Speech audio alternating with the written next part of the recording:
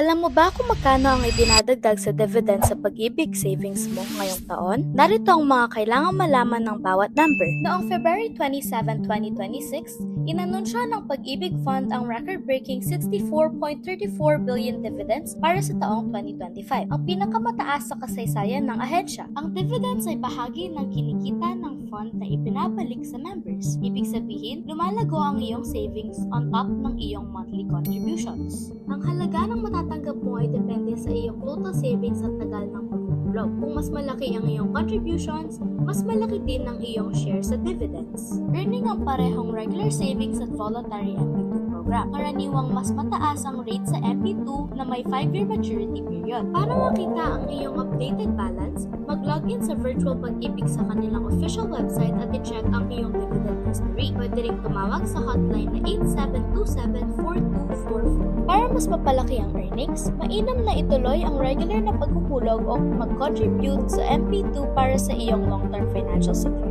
Now, disclaimer lang po, ang video na ito ay for educational purposes lamang. Ang Recruit PH ay hindi affiliated sa anumang recruitment agency. Panoorin ang aming full video link in the comment section para sa step-by-step guide. At i-follow kami para sa mas maraming updates at i-comment ang inyong mga katanungan sa ibaba.